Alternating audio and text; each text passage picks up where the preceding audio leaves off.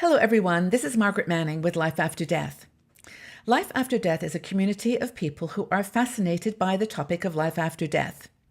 We will be talking about different aspects of this subject on our website, lifeafterdeath.com, and we'll be asking questions and interviewing experts. Also, just talking in a way, a more constructive and calm way about topics like the afterlife and near-death experience. We'll also be talking about the fear of death and how to cope with that in a practical way in our lives. Now, the article I wanted to discuss today was 5 reasons that we have a fear of death and what we can do about them. Now, of course, when we were cave women and cavemen, we didn't have much to worry about except the next tiger coming out of the bushes or, poisonous snake or some climate catastrophe. But now we have more refined and subtle fears. As civilization has become more complex, so have our fears. And we start to worry about, the fear, the what if this happens or that. If you're an older person, you might be fearful about your health and mobility and your independence as you get older. If you're a young person, you might be thinking about the fear of death in terms of, or the fear of you not getting a job or the fear of losing someone that you love. I mean, there's different fears based on our time of life and the environment that we live in. So our fear of death is unique now. It's both practical and it's theoretical. We're programmed, back to cave people days, we're programmed to want to survive. We can't conceive of not existing anymore. That is the thing that I think that fascinates me so much. And the questions that we have are, more complex, like, well, what happens to us after we die? Is there consciousness after death? Is there life in some form after death? What are we really worried about? So besides being programmed to want to survive and have that as a foundation, that's kind of the easiest way fear to actually deal with. Because whereas we didn't have hospitals and things in the past, now we've got technology and hospital, educations, medicine that can actually help us to do things in a constructive way to stay healthy and live longer.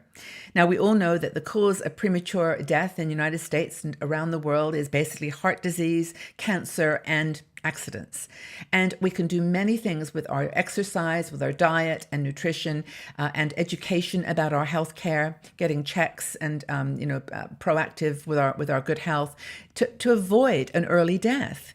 So if fear of dying is somehow related to the fear of survival, there are actually many things that we can do to survive. Now, of course, we know that there are strange things that happen that we have no control over, hereditary issues, mobility problems, all these things that shorten our lives. And that, of course, is another heightened fear that comes on top of everything else.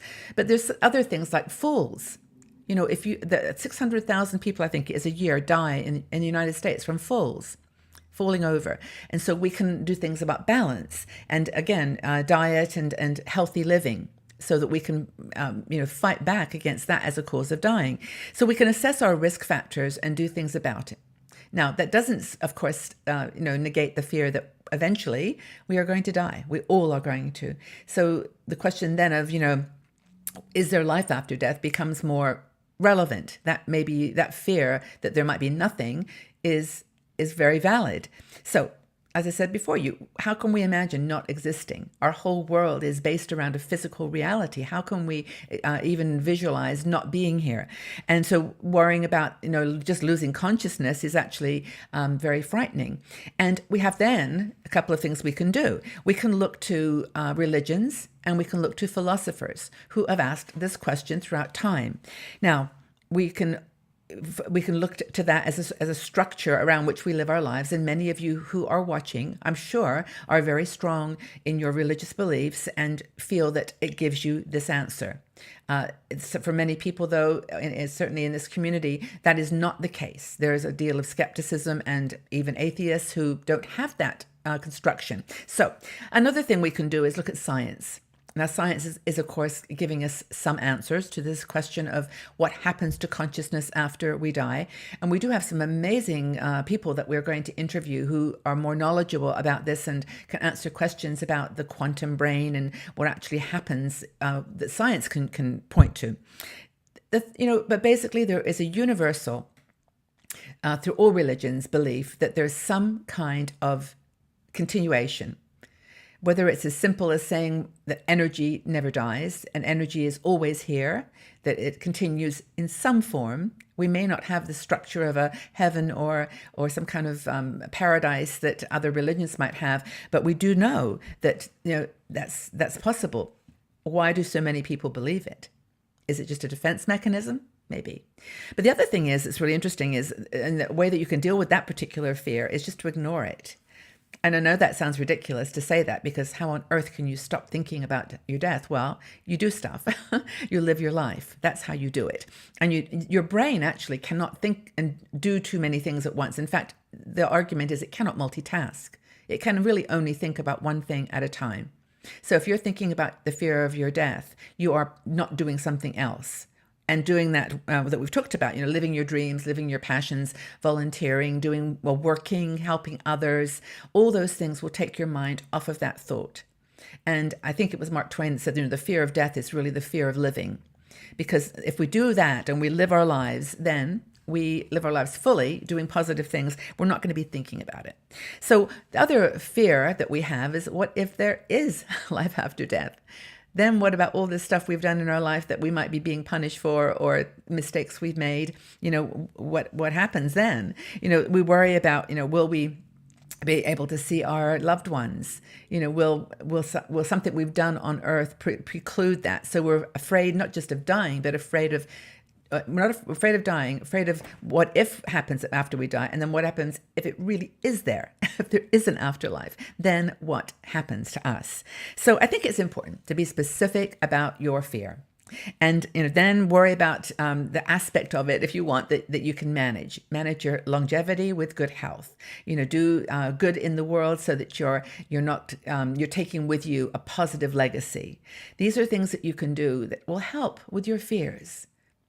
And I was reading an article recently about a teacher who was dying. She had cancer, and she sent a note or a video, I think it was, to her students.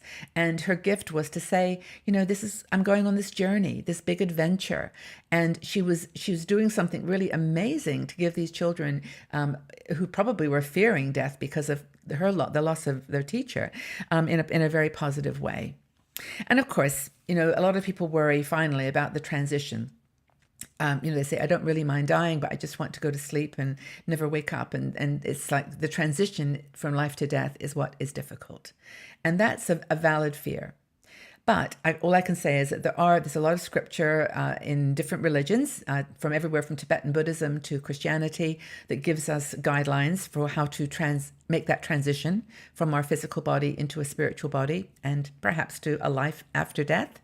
And also, there's enough now happening around the world with assisted suicide, or assisted euthanasia, I think they call it, and also doctor-assisted death.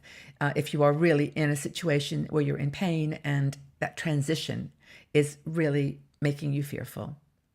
So those are like 5 different reasons that we fear death, I think, and hopefully I've given you some practical thoughts that we cover all this in much more detail in the article. So please go out and read it, and make sure that you follow the links, because we want to make sure that every conversation we have here is balanced and worthy of a conversation. We're not taking any sides or any position. We're just having a conversation, and we're happy that you're here to join it. So please leave your comments in the section below and answer the simple question: do you have a fear of death? And if so, which aspect is the part you're most fearful of? Leave your comments in the section below. Let's have a conversation. I'm looking forward to joining in. And again, thank you so much for being here, and check out the website, lifeafterdeath.com. Thanks again, everyone. Have a wonderful day, and we'll talk again soon. Bye-bye for now.